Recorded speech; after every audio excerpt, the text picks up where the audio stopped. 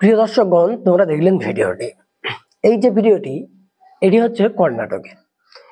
আর এই যে বিজেপির একজন এমপি, প্রাক্তন এমপি অনন্ত কুমার, তিনি কিনা প্রকাশ্যে মুসলিমদের গাড়ি থামিয়ে হুঁশিয়ারি এবং হুমকি বিজেপি করার জন্য এরকম ঘটনাটি ওয়েস্ট বেঙ্গলের নয়, ঘটনাটি কর্ণাটকের। এবং কর্ণাটকের মধ্যে এরকম একটা ব্যাপার, বিজেপির একজন এমপি, সে একজন এমপি হওয়ার পরেও তার যে এই অবস্থা এবং তার যে এই কীর্তি, এটা সাধারণ মানুষ তাদের থেকে কোনোদিনও আশা করে না, সাধারণ জনগণ কোনোদিনও আশা করে না। কিন্তু এই যে কাজটা করেছে,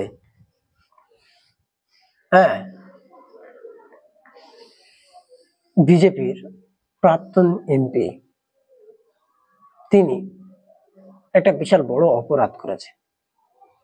এবং বিজেপি করানোর জন্য তাদেরকে গাড়ি থামিয়ে গাড়ি থেকে তাদেরকে টেনে বার করে হুঁশিয়ারি এবং তাদেরকে মারধর পর্যন্ত করেছে এবং তাঙাতো পর্যন্ত তুলে নিয়েছে। এটা কিন্তু কম বড় অন্যায় নয়, কম বড় অত্যাচার নয়। দিনের পর দিন যা হচ্ছে ভারতবর্ষের মধ্যে, সাধারণ মানুষ কিভাবে এগুলো সহ্য করবে এবং কিভাবে সামাল দেবে?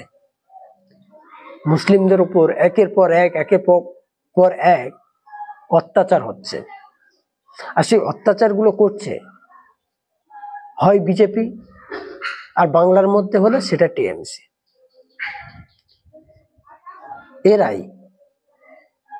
টিএমসি এক সাইড দিয়ে বলছে যে আমরা মুসলিমদের সঙ্গে আছি, আমরা সর্বসাধারণ মানুষকে, সর্বজাতের মানুষকে আমরা নিরপেক্ষভাবে আমরা তাদেরকে হেফাজত রাখবো।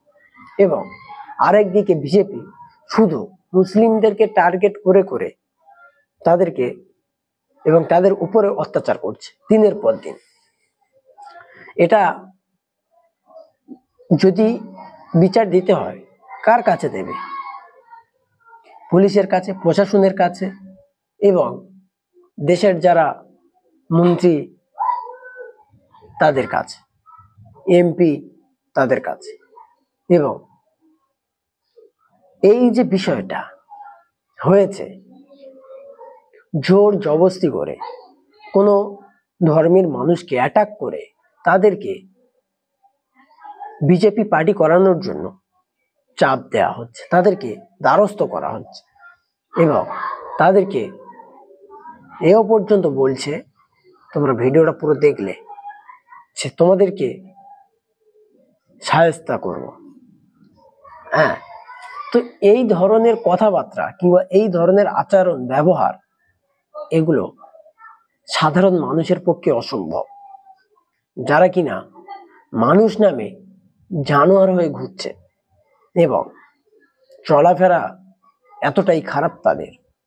আর এই কাজকর্মগুলো এই ভারতবর্ষের মধ্যে, সে পশ্চিমবাংলায় বলো এবং কর্ণাটক বলো এবং অন্য কোনো রাজ্যতে বলো, এই ধরনের কাজগুলো আরএসএস এর কর্মীরা ছাড়া, আরএসএস এর লোকেরা ছাড়া এই কাজগুলো তাদের দ্বারাই একদম অসম্ভব, তারাই এগুলো করতে পারে না।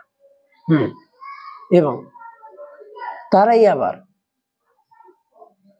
এই রাজ্যের মধ্যে, দেশের মধ্যে তারাই আবার নারী সম্মেলন যাত্রা করছে, তারাই আবার দেশের কোনটা ভালো কোনটা মন্দ তারাই ডিসাইড করছে, তারাই আবার দিনের পর দিন পার্টি পার্টি করে চিল্লাচ্ছে। ভাই এগুলো বোঝা যায় যে তারা কি বলতে চাচ্ছে। এবং তারা যদি 2026-এ ক্ষমতায়ও আসে, এই সাধারণ মানুষদেরকে সাধারণভাবে বাঁচতে দেবে না, তারা সাধারণভাবে কোনোদিনও বাঁচতে দেবে না। তারা বাঁচতে দেবে শুধু অন্যায় অত্যাচার, এগুলোকে তাদের সহ্য করতে হবে। তারা যা কিছু করবে সেগুলোকে তোমার মাথা নিচু করে মেনে নিয়ে চলতে হবে। এটাই হচ্ছে আমাদের এখন ভারতবর্ষের পরিস্থিতি, এটাই হচ্ছে আমাদের ভারতবর্ষের রাজনীতি। তো আমি মনে করব 2026-এ বিজেপিকে বাংলা থেকে বলো এবং যে জায়গাগুলোতে ক্ষমতায় আছে সেই জায়গাগুলো থেকে দূর দূর করে তাদেরকে তাড়াতে হবে এবং তাদেরকে মাথায় লাথি মেরে বার করতে হবে। এবং 2026-এ তাদের চোখে চোখ রেখে লড়তে হবে। এবং বিজেপিকে ছাড়া অন্য যে পার্টি রয়েছে এবং অন্য যে কোনো পার্টি তোমাদের ভালো লাগে পছন্দ, তাদেরকে তোমরা সাপোর্ট করো, তাদেরকে তোমরা ভোট দাও, দিয়ে তাদেরকে তোমরা বড় করো।